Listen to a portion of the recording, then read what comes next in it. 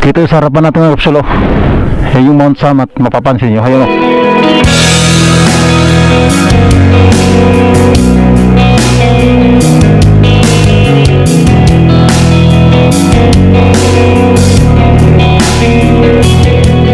bisik. Okay. Ay puta. Ay puta. Grabe. May slide tayo guys. Napaka-adventure nung dinadaanan natin guys, no?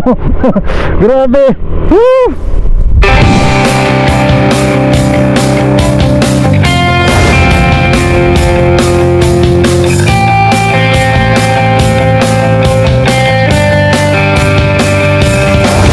Sa pangalawang episode ng ating Bataan Drive, mula Orion Bataan ay iikutin naman natin ang Bagat Bypass Road.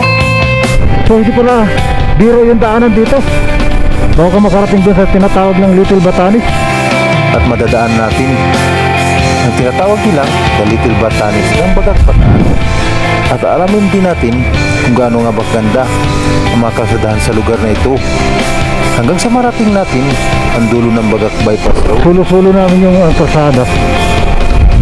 At lalabas tayo muli sa National Road para tuklasin din natin ang nakatawang ganda ng Limutan Falls at Ambon-Ambon Falls na isa sa protected area ng Bataan National Park. Kaya sama kayo muli sa ating paglalakbay at pagdiskubre sa ganda ng Bataan. Let's go! Umpisa na natin ang video. Yan guys. Lipat na naman tayo ng ibang spot. So pang-apat na natin na spot. Dati galing na tayo sa Kabog-Kabog View Deck. Tapos lipat na naman tayo ng ibang spot. Kaya saludo talaga kami kay Idol Energizer C, kasi talagang napakarami niyang alam. Siya yung guide namin guys, no, na puntahan yung mga hindi pa natin napupuntahan dito sa Bataan. Kalay mo naman sa isang araw lang para tayong naglulup, kasi halos inikot na natin yung buong Bataan. Pero 10% pa lang siguro to ang naman natin. Ano, welcome Bagak Bataan. Yan, kita nyo guys. Grabe. Ano, kita nyo naman dito, napakasolid. Solid yung view dito. Solid yung kalsadahan pa. Wala ka na talagang hanapin pa dito sa Bataan. Ganito pala yung kaganda yung Bataan. Saka napakalaki niya guys, no? Grabe. Ang dami yung mga bundok na mga pwede mong puntahan, pwedeng pasyalan. Halos mga view deck ang napupuntahan namin ngayon.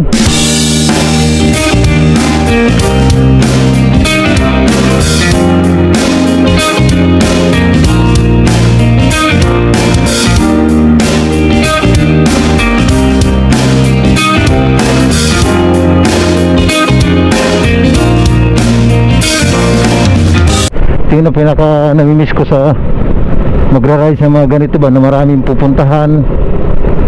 Sulit kahit pagod, kahit gutom, okay lang. Minsan lang ito mangyari sa buhay natin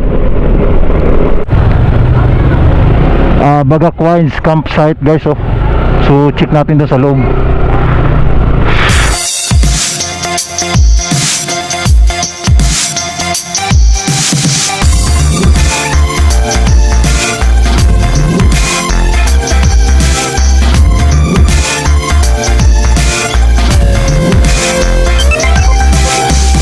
Sulit guys, oh. Wow, ganda. Kita nyo naman sa daan natin, napakasulit. Kaya sabi ko sa inyo guys, kahit mga liblib na lugar, makikita nyo naman, oh, simentado. Talagang ginawa ng paraan para maging tourist attraction yung lugar na to. May mga farm dito ng manok, oh. Grabe. Kaino ko itong mga manukan. Lapad, ang dami. Ano guys, kita nyo naman, napakasolid. Wow, grabe.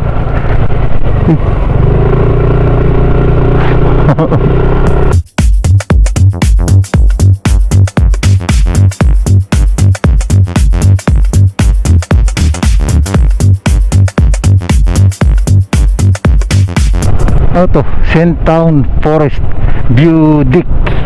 So ayan yun guys, oh. Yan, kung makikita nyo, dyan tayo galing kanina. Ayun yung cross oh. Ayun. Tapos andito na naman tayo sa kabila. Ano mo talaga na napakadami talaga pasyal. Halos tabi-tabi lang siya guys yung pasyalan niya dito sa mismong Bataan.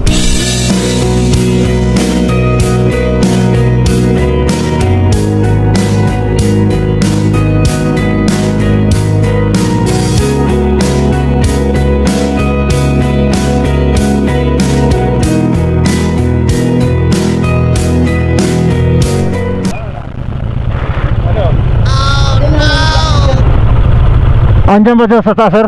Diyan tayo sa taas? Ha?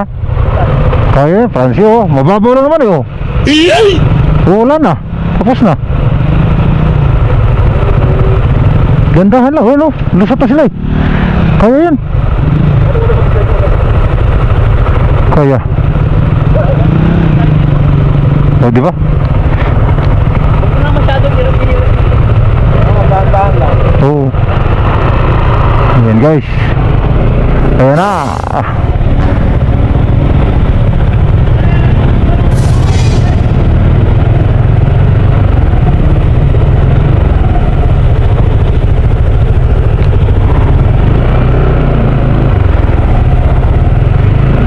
Bisik. Okay, dandahan tayo naman. Kasi tapos na sila eh. Tayo naman. Okay. Ay puta. Ay puta. Grabe. May slide tayo guys. Ay puta. Grabe. Ito yun guys oh. Munta ako. Buti nakuha natin ng video. Muntika na tayo dun ah. Grabe. Slide yung gulong natin. Mga karapsal, may mga portion na putik talaga. Kaya napakahirap ng kalsada na to. Kita nyo naman nangyari.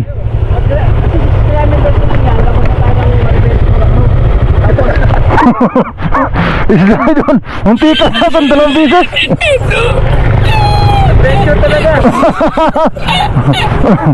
Ayan, idol. Nakakasal mo yung ganyan.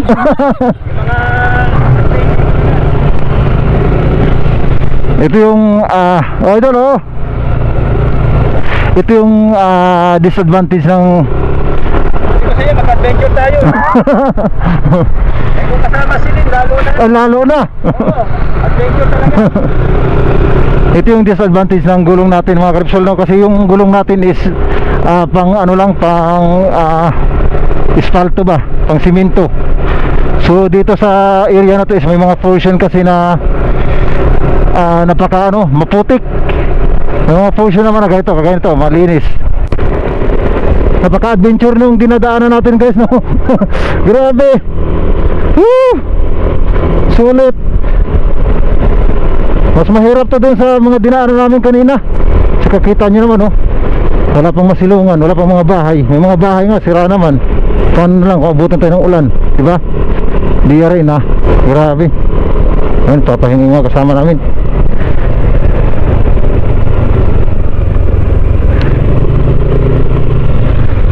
$360. Ito yung adventure. So first time natin to ma-experience ganito guys. Grabe yung daan dito. Imagine may daan sa ganitong bundok. Sulit.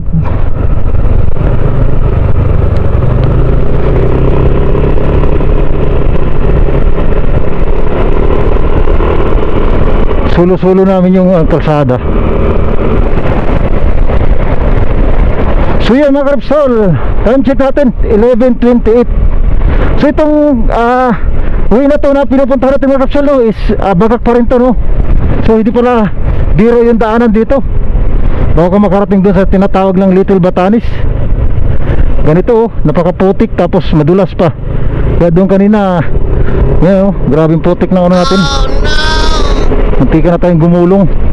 Charge experience natin mga karapsol, solid yung dinaanan natin. The Little Batanes of Bataan. Grabe. Ito yung experience natin na grabe solid. Ano? Wow, uy, mga kambing pa. Grabe, wow. Saan ka pa?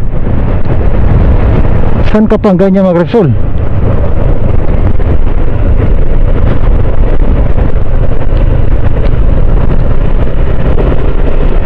Oh, solid, grabe. Wow, grabe naman yan. Sarap yung palipad oh. Ito yung pinaka nagustuhan ko dito eh. Ay, iniwan na tayo ng ating mga kasama. So, okay lang. Napasubo si Maxi natin dito sa akyatin ah. Pero napakaganda guys oh. Wala kang pagsisihan. Kasi isipin mo naman oh, yung kapaligiran makikita mo. Ikaw, dagat na oh. Open sila yan guys. Grabe yung experience natin. Solid. Kasi dalawan lang kami lagi na iwan ni Idol Trip Adventure.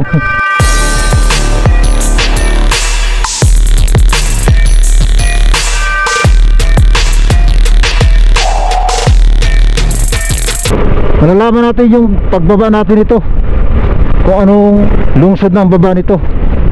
Kasi dagat na yung sarapan natin guys oh. Ano, kabilaan, dagat na.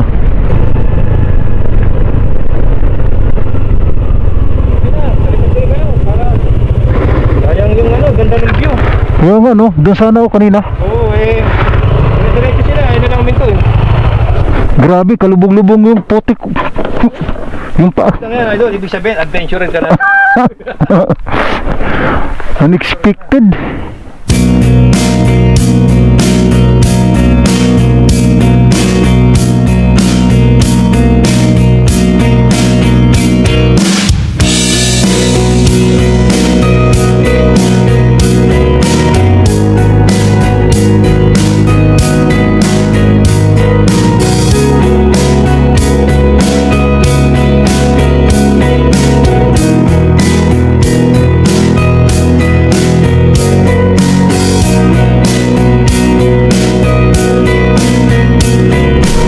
Kapsol no, time check natin is 12 PM na. Part pa rin to ng ano, ng Bagak. Iwan na tayo ng mga kasama natin, hayaan natin sila. Mag-aantay din sa baba.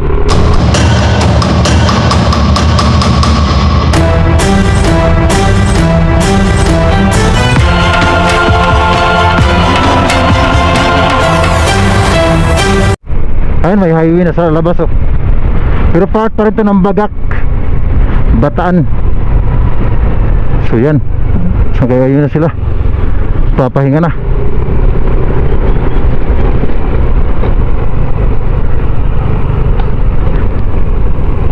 Oh, hindi pa.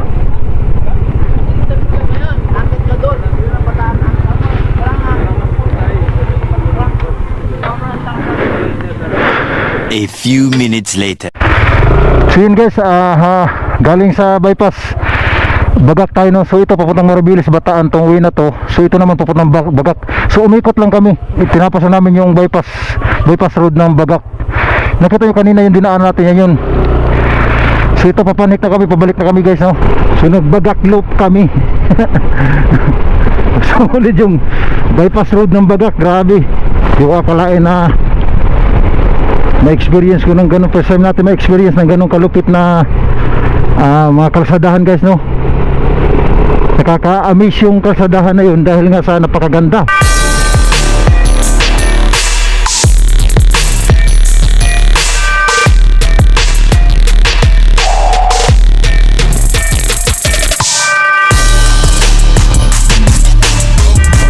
Nandito pala tayo sa napakataas na part ng ano, Bagak. Kaya pala kanina ko pa nakikita na para bang hindi naman namin naramdaman na buwaba, kundi puro lang paakyat. So ito na yung pababa na tayo, yung uwi na to na dinadaanan natin. So ayun, as usual, yung kasama pa rin natin, aanim pa rin tayo motor ang magkakasama.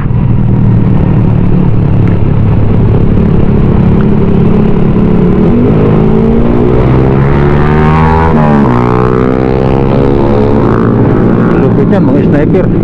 Yun guys, welcome Pag-asa, Barangay Pag-asa, Sitio Salaman.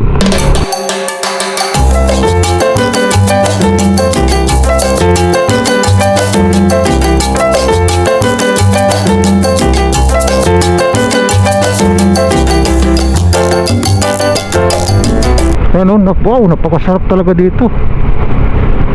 So, kung ganito lang daanan lagi guys, no, hindi ka mainitan. Napakaganda. Ano, narrow bridge.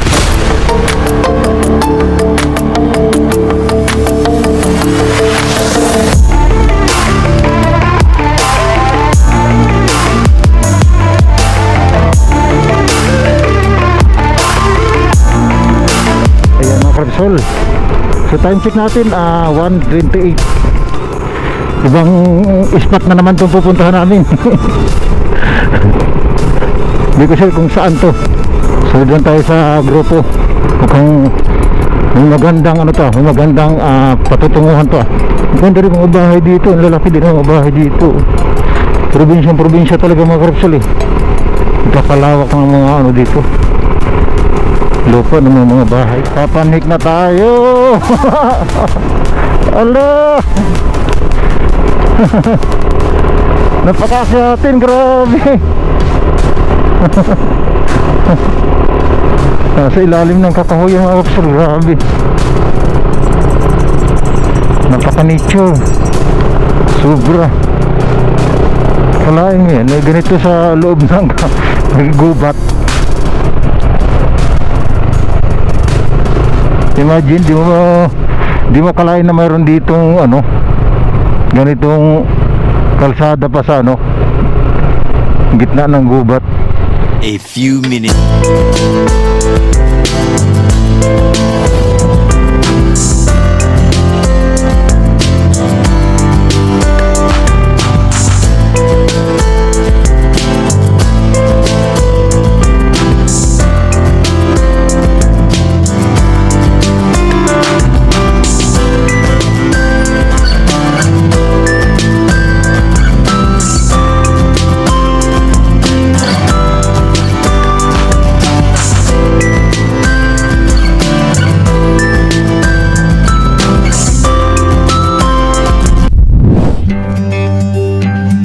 Mula sa ibaba ay naglakad tayo na mahigit kumulang 30 minuto para marating natin ang Lumutan Waterfalls.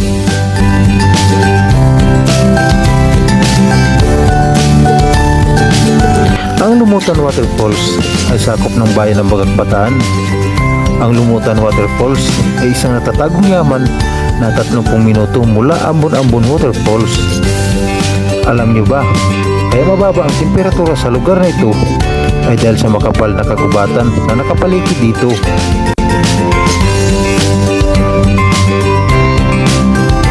At ang pagdami ng lumot ay dahil sa malumigmig na kapaligiran, kaya ito tinatawag na Lumutan Waterfalls.